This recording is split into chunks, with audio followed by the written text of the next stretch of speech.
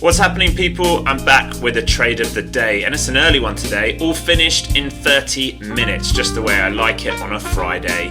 I had to take an L early on where I was a little bit impatient, so I'm gonna put that in the video so you can see what that looks like, how important it is to take your stops.